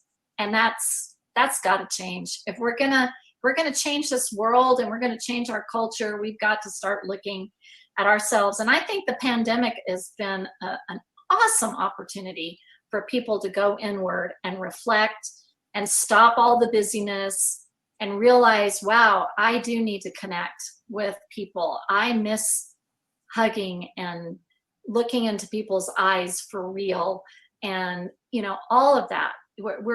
It's an awakening, in my opinion. It's an awakening right now. Yeah, I think there's so many beautiful things. Yeah, there's been loss, like we've talked about, human loss, job loss, business loss, but at the same time, I think it has been a great opportunity for us to actually reground at home, reconnect with the family and yourselves. And for some of us, it's been the first chance ever where you've had a chance, all those things that you said, I don't have time to do. I'll get to that later. I'll write my book later. It's something I've been wanting to do for 10 years, but I don't have time. Well, guess what? A lot of people have time now.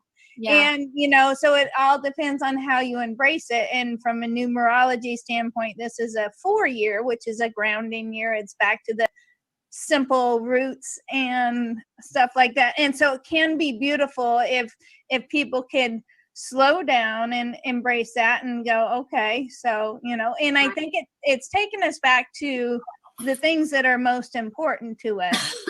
And, but a lot of us have been trapped at home, and so that's where the pissed offness comes. Well, and it's also you've pointed out loss of different things, but there's also our loss of culture, our loss of lifestyle. We can't just get in our car and go down and meet our friends for happy hour, and that's a loss. That Absolutely. Is an adjustment. That is something that is different. And we have to deal with that and figure out alternatives and process all that, because there's a lot to process right now. And I think that's why people are so angry, frustrated. The rioting, and I'm not saying that wasn't justified, but I think we were on a powder keg and everybody was locked up for so long and so frustrated that was a way to, get some of that angst out, was to go protest and unfortunately in some cases destroy things. But there are healthier ways to deal with our feelings than that, and our emotions than that. Right. Yeah. So awesome. So what beliefs do you have that set you apart from your competition? And from my standpoint, you don't really have a competition. And I'm a collaboration person, but what beliefs do you have as you're one of the only ones. There's a couple people that are in the summit that talk about going from your biggest struggles into finding purpose or whatever. But what do you think your beliefs are that kind of sets you apart? Well, I agree with you, Robin, in that I don't see it as a competition. I think the more of us out there who are able to help others process and get through what they need to get through is great. And I love that. I love that there are other people. But I think what sets us all apart is our own experience, our own stories. Mm-hmm. And nobody can tell it the way I can tell it from my point. For sure. And my lessons. And in other words, somebody is going to hear me because they're going to resonate with me, and others won't. But another health coach might resonate with those people and not resonate with the people who are going to resonate with me, right? So because it is a very personal, very personal approach. And our stories elicit emotions, and that's why we love movies and books and podcasts, and because it gives us, it makes us feel, and we can relate to that, and we can connect that way. But I think I am a little bit different, not to everyone, because there are other people preaching what I'm preaching, but the fact that I am so passionate about the idea of running into the pain. Go for it. Go in it.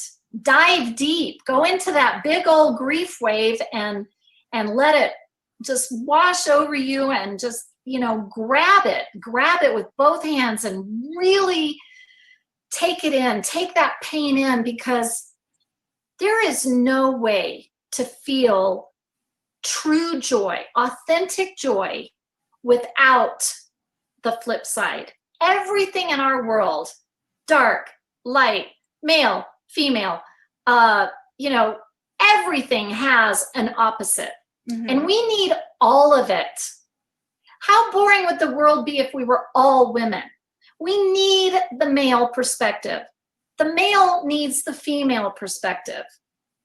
If it was sunlight every day, all the time, we get really tired of sunlight.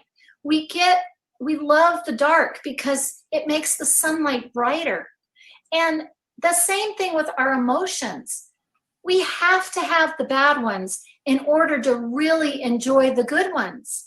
Mm-hmm. And that's what I try to teach. We've got to embrace all of it, because we are layered humans and beings, and we need all of it. We need to experience all of it. And it's okay to be sad. It's okay to cry your eyes out. It's okay to be angry.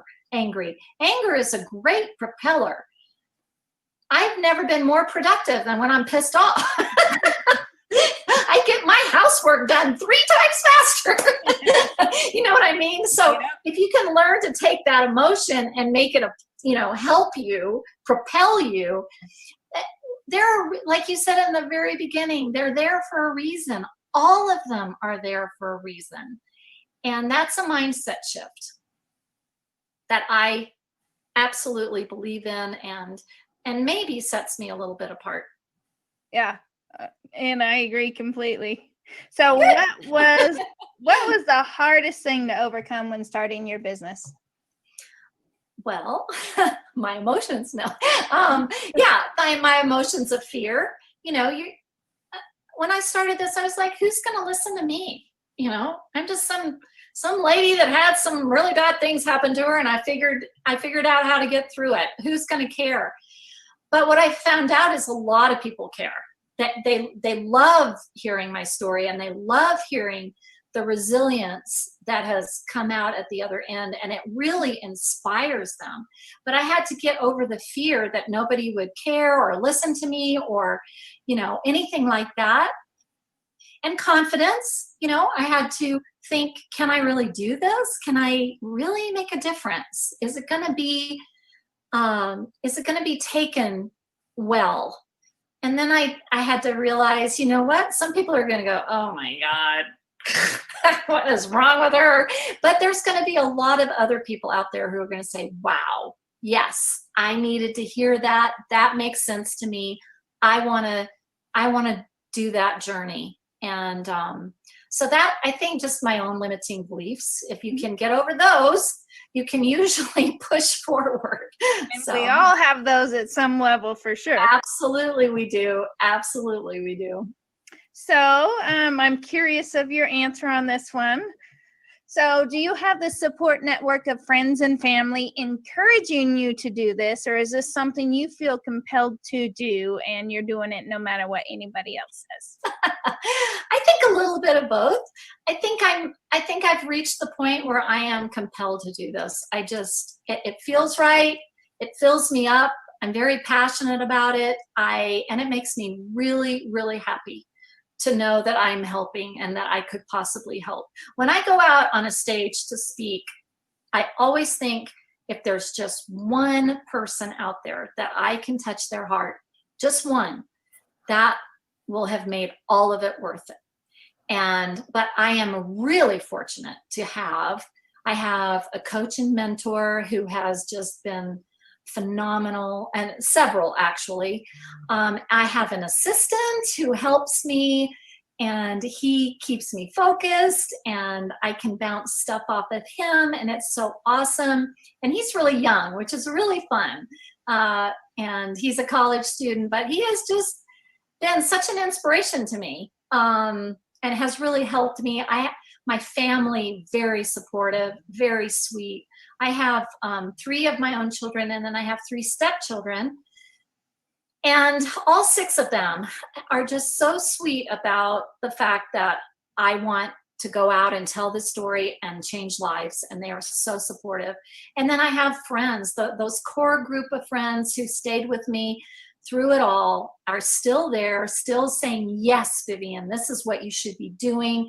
You can make a difference. So I'm really, really fortunate. Yep. Awesome. I got the love. Awesome. Yeah. So what is your favorite thing about your business? Well, just making a difference in people's lives. I mean, if I can help somebody not suffer unnecessarily, bingo. I'm so grateful for that, because I didn't have that all the time. And I know what that feels like. I know how isolating that is. I know how lonely that is.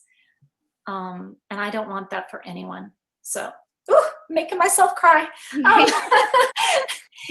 But if I cannot have that happen for somebody else, excuse me, absolutely my favorite thing. Beautiful. You're gonna make me cry. Sorry. So This may surprise you. I'm an emotional person. well, and we all are, and yeah. Yeah, I love that. So what inspires you? What are you passionate about? And it doesn't have to be business. It doesn't have to be business. Well, I love my children. I mean, they are the ones that kept me getting out of bed every day. And I know a lot of people say that they might have a dog that did that for them, or a child, or a friend, but it is so helpful to have something to focus on when you are in that much pain. And I had one child left at home when all this happened, and he and I walked the fire together, and we are very close. But Chris is the reason I got out of bed every day, and I am so grateful I had him, and I have him. And it's interesting with COVID and the pandemic, now both of my boys live with me, and I love it. I never in a million years thought I would want my children as roommates, but they were here to take care of me when I was sick, and they're still here. And I love the opportunity that we have to be together as a family that we would have never had, ever. They would have launched, they would have been gone, but now we're together, and we're just really enjoying our time together. It's really sweet. It's really sweet. So I'm inspired by my children, and I'm inspired by just wanting to do good. I'm just a loving soul, and that inspires me to spread love. And when I was sick, Robin, the message I got loud and clear when I was, drifting in and out, if you will, and there were times, the message was love. It's all about love. Oh, It really is. mm-hmm. And we can love each other through all of this. That's what it's about. Mm-hmm. This is our chance. This is our chance. Mm-hmm. And I got that loud and clear. Really did. And I'm going to spread that word. And I have every interview. Everybody says, "You've got anything else to say?" Yeah, it's all about love. And if you can come from a place of love, that's what you need to focus on. If nothing else, come from a place of love. And it really hurts me to see that right now a lot of people aren't. Mm-hmm. They're coming from the exact opposite. They're coming from a place of anger, frustration, fear. Mm-hmm. Come from a place of love. Yeah, that's beautiful. And you can see your heart loud and clear. So a couple more questions. Who inspires you? Who? Mm-hmm.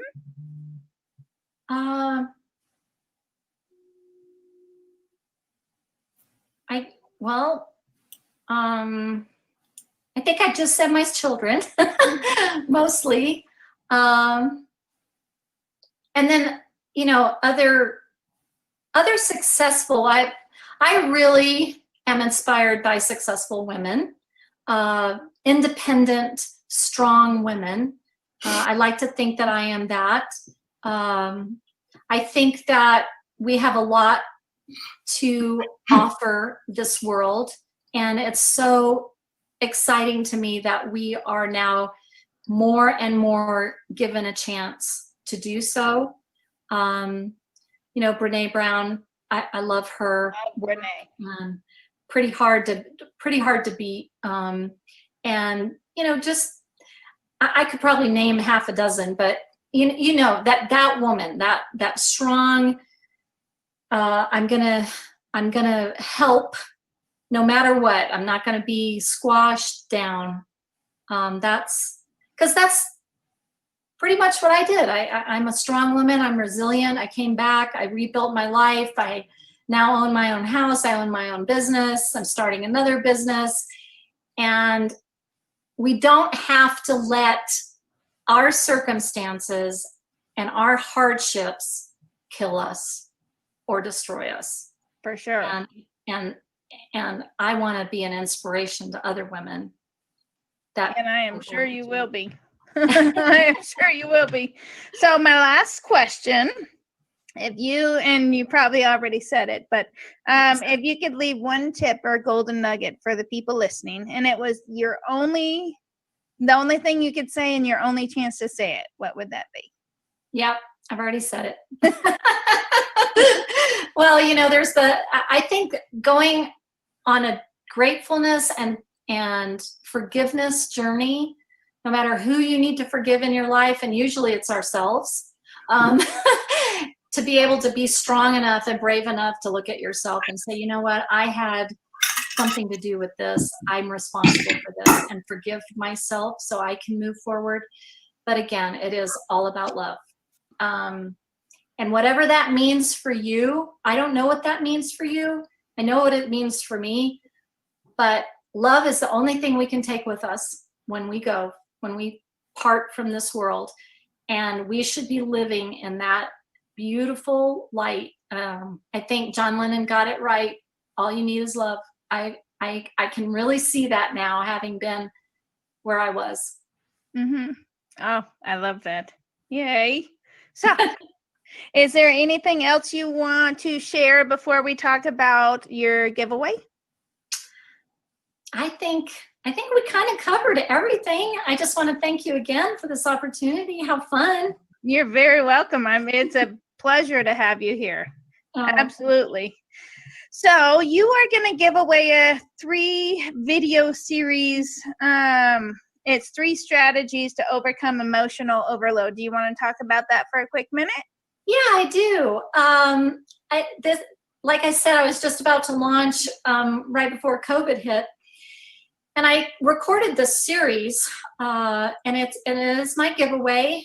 It's 3 strategies for when you're starting to get to a point where you, especially if you're in grief, because grief comes in waves and it hits you when you least expect it. I mean, it really does. You can be in the grocery store and all of a sudden you'll see that item that your loved one loved to eat and you just, lose it.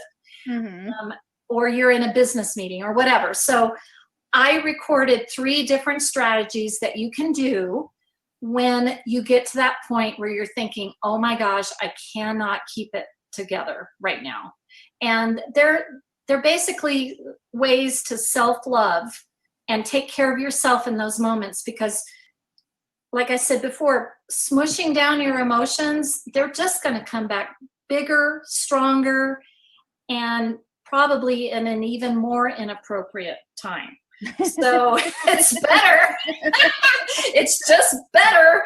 And take it from me, I learned this the hard way. It's just better to take time, deal with it, and then you can feel like you're a little bit more in control of your emotions during those tough spots. So hopefully those will be really helpful to the people who watch them. And just keep in mind, it was before I got sick. I had my beautiful full head of hair. You're so beautiful. and some of the suggestions I make are now not applicable, like go go dancing or go to the movies. We can't do that anymore, but the idea is the same, to just take care of yourself and do something fun and take time for yourself, and it's something you really enjoy. And if you can't go out dancing, you can still dance in your living room. And you can watch movies at home. Yep. Absolutely. So to get that 3-part video series, you're going to go to emotionalsafehaven.com/coach summit giveaway. And I normally spell all these out, and that's a lot of letters right there. Yeah. So what was that? I was going to say, we'll probably be putting it somewhere where they can. I'll put the link. So, and it's also going to be on a podcast at some point. So, emotionalsafehaven.com/coach summit giveaway. So please, everybody, thank you very much for being here with us. And please share this video, share this interview, because there's so many people out there going through so much, especially 2020 has been one heck of a year. So, and with the good and the bad, but a lot of people have had a lot of loss and don't know how to overcome that. And that loss could have happened a few years ago, and they still don't know how to deal with that. So please share this video, because somebody like Vivian's been through it, and they can help you go through it. And so I appreciate you guys being here very much. Share the video, and thank you, Miss Vivian, for being here. My pleasure. Thank you, Robin. Yes, you're a pleasure and a joy, and you got such a big heart. I love that. Yay. So, thank you, everybody. We will see you later. Bye.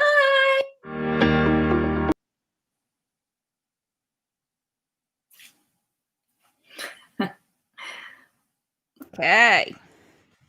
All right. So how was that for you? That was awesome. Yep. It was a great interview. I enjoyed it. I think we hit everything spot on. Yeah. Joyce said, absolutely. It's all about love. People think you have to agree on everything to love someone. All we need is to agree to open our hearts and to receive and give love. Absolutely. Yes. I heard recently we cannot understand kindness unless we have experienced wounding. And she also said, so sorry for your loss, but glad you have found a way to deal with it in a positive way. Yes. And, Joyce is one of those. I'm not sure if you listened to Dr. Joyce's interview. She was the one that was born and raised in a cult. And and she had to lose her whole family when she left. Out of courage. And then, you lose your whole family. And so she totally understands. Yes. And so, for anybody that has any questions for Vivian, please put them in the chat. So this is a perfect example of the value of coaching, right? How many people have lost businesses, loved ones, whatever, and had no place to turn, nowhere. You don't know how to get it out. You don't know how to deal with it. And what if you could just reach out and you could have a coach that could be there in that toughest time for you? And I am super proud to say that Miss Vivian is one of the coaches on the site, and so is Dr. Joyce. And so I am so proud to be involved with you ladies. Yay. And I love that we're going to have that opportunity to help people, because, we don't only go through the pretty things in life. At some point, we are all going to deal with that loss, and nobody looks forward to it. And unless you've actually dealt with it, you don't know how to handle it. And I love that there's coaches there that are there to help you go through that process. Absolutely. Yes. So I'm an idea person. And so I lost lots of people in high school, and they weren't friends. I haven't lost any immediate family members, but I have lost friends. And, in high school, I lost my first love, and I would cry and cry and cry and cry and cry. And I just want to get your your opinion on this. And so as I've grown up, I've learned that, I believe that we are spiritual beings in a physical body. And so I came to find a little bit of peace with loss, right? So if somebody dies, yes, it sucks, it's sad, but I believe that spirit is still on a mission. So their body, their vehicle is in the ground, but I don't believe that their spirit is. And what do you think about that? I'm just absolutely wondering. agree with you. That's certainly my same belief, that we continue on. We just continue on in a different way. I still feel like my husband is around every now and then. He comes and visits me, mostly in dreams, but yeah, and there is some comfort in that, I believe, to know that when it's over, it's not really over. A lot of what we have to deal with when we lose people, again, is our own feelings of loss and possibly fear, but the fact that we miss them so much and that we can't, wrapping our heads around the fact that we cannot talk to them anymore. I mean, we can talk to them, but it's a one-way conversation,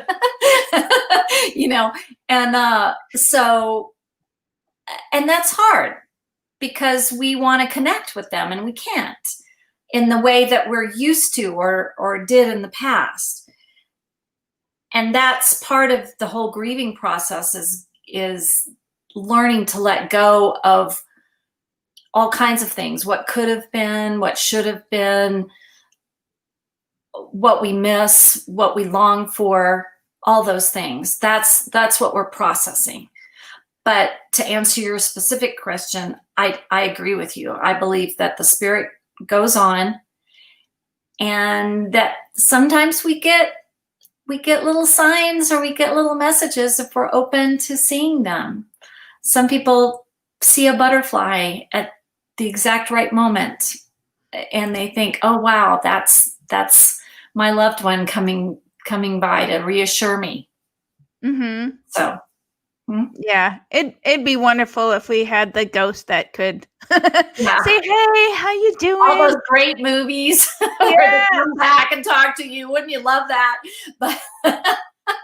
But nobody that I know personally has had that experience. So. Yeah. Like my sister-in-law, she lost her husband after 42 years of being married. And, she talks to him every day. She talks to his picture and has the conversations. And yeah. And so that was just a way, because I was devastated. We had lots of friends and people like that dying in high school. And I didn't know how to handle that for so long. But like I said, it wasn't anybody like a husband or a child. And we have like Carrie Spring, she is one of the coaches coming on, and her son committed suicide. And so she has, she's gone through that whole gamut of, the guilt and the shame and the, what could I have done? And, all the crap that goes on in your head, all those emotions, just like you were talking about. Mm-hmm. And, I've never experienced any kind of loss like that, but, I have found a little bit more peace as, more people that I know of have passed away. It's like, I believe that they are happy, they're like my stepdad. He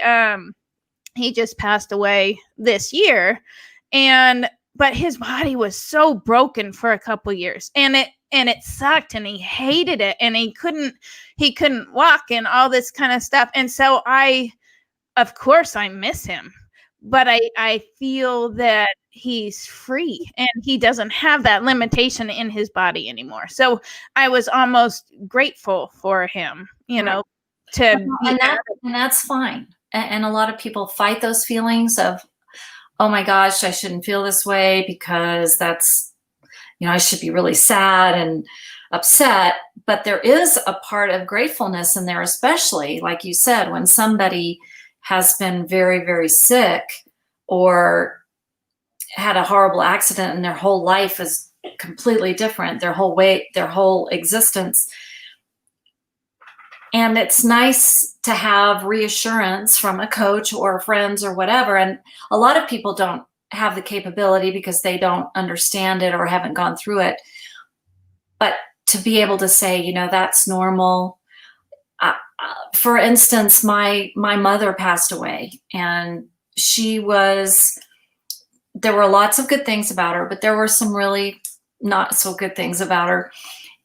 And I actually went to a therapist because I felt nothing. I didn't cry. And she pointed out to me that I had already grieved her. I had grieved her in so many ways. You know, the mother I always wanted but never had. You know, those sorts of things. I had already grieved her in so many ways that when the actual event happened, I was done. It was over for me. I was like, okay, she's dead. Fine. So there are so many different ways that we handle things, and it's okay. We're not all supposed to feel this way, and we're not all supposed to feel that way. We get to feel what we feel. And that's the beauty when I work with people, that I make sure that I know where they are in things, and that I am supportive of where they are in their process. And if they're happy about somebody dying, then we look at that and we find out why that is. And that's actually a really good thing, because that means they're probably really healthy about their feelings, that they're not ashamed of feeling what they're feeling, whatever that is. A lot of times we edit ourselves. We're like, I shouldn't feel that way. Somebody just died. I can't be happy about this. I got to be really upset about this. Not true.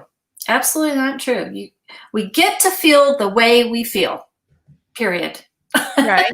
Well, and you don't only help people with the loss of a loved one. You also help them. You know, you lost a lifestyle. You lost your house. People lose their businesses, and so and so you have a lot of the same emotions. I am so overwhelmed. I don't know how to handle it. And so I think what you're doing is beautiful, and you know it takes a tough soul to be able to invite people to, you know, share that with them, you know, share that with you, because it's, you know, like we were talking, it's an area where people will completely shy away from because it's so uncomfortable, and you are inviting it. It's like, come to me and I will help you go through this process. And that is so beautiful that you do that. Oh, thank you, Robin. Yay. This thing. Yay.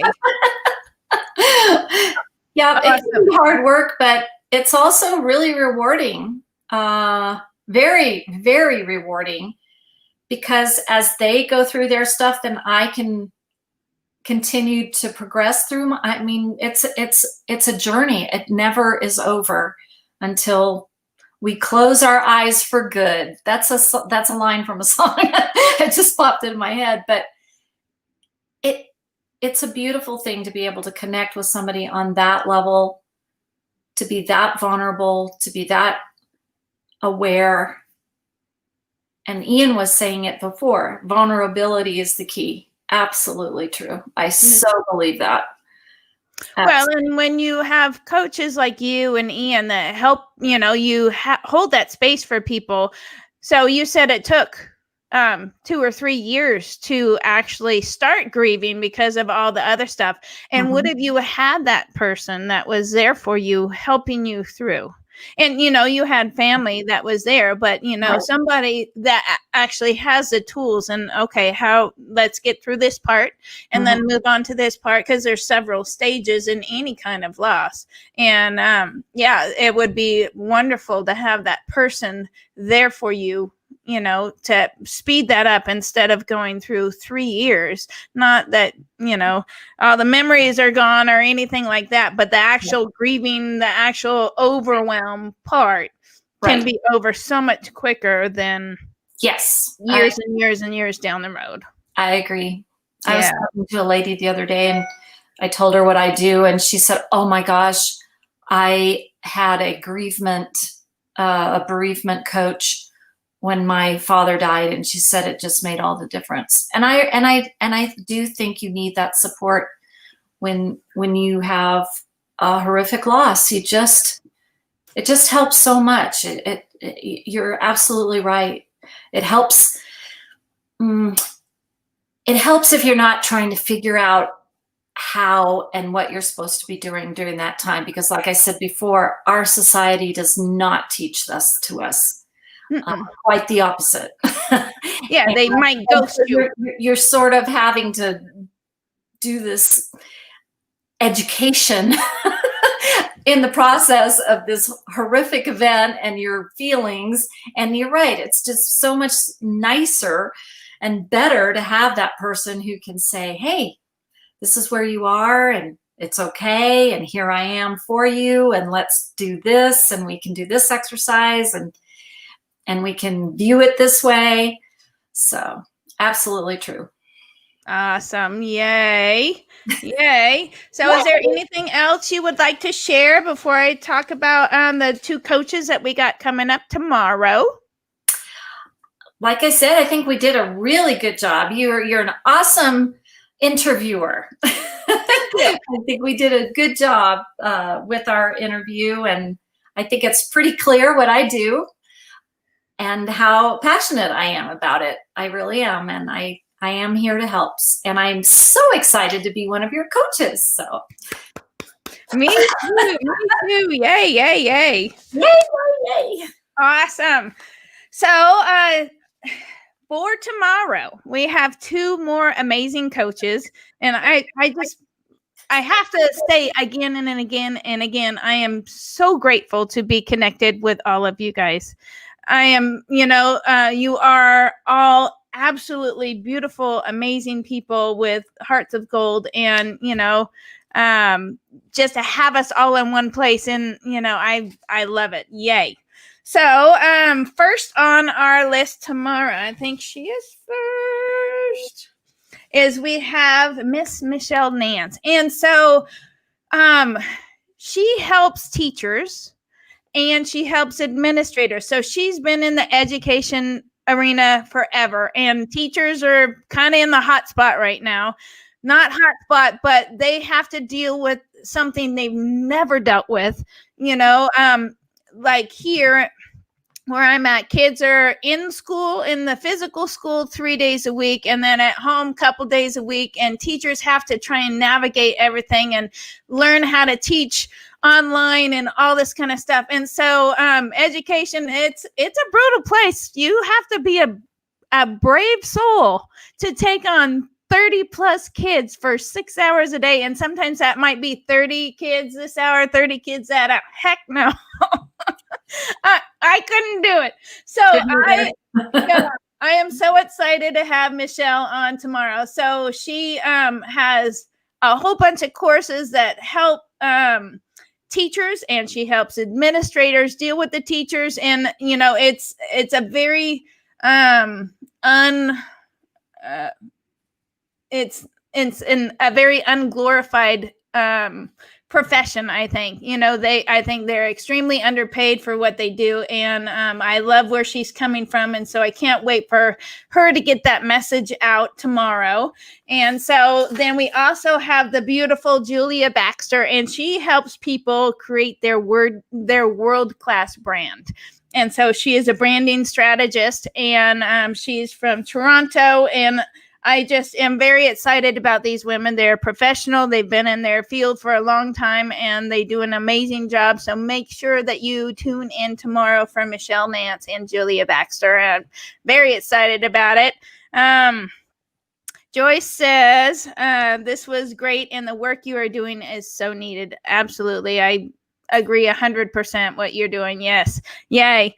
So anyways, thank you, everybody. Please, if you're interested in finding out more about onlytheinspired.com, go to onlytheinspired.com, and it'll kind of give you an outline of what all you get as being a member. And so you would get access. And my goal is to have 40 coaches like Ian, like Vivian, on a site, all helping you in every area of your life, whether that's health, whether that is loss, whether that is growing your business, whether that, whatever it is, you have access to all of these coaches and their trainings for dirt cheap. And I hope people understand that. Because it's not cheap to hire a coach.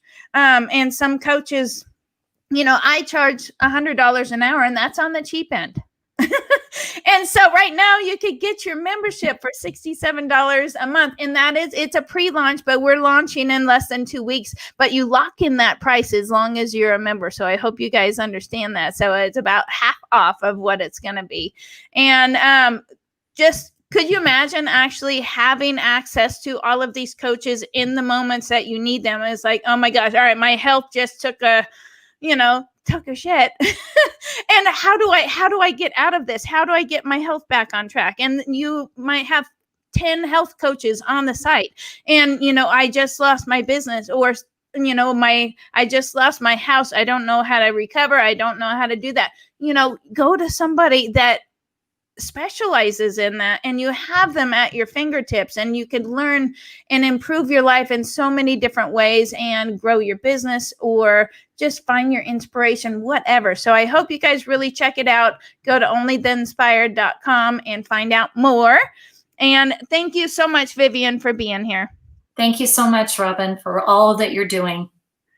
You're welcome. So and great. Thank you, Ian. I know you're gone now, but what a great soul, huh? Wouldn't that be awesome to get impactful man of your community and have people vote on that? What a good heart. So I'm very proud to, be connected with you guys, and very excited to share with you all of the coaches coming up. So tomorrow, Michelle Nance and Julia Baxter, and we will talk to you guys later. Thank you. Bye.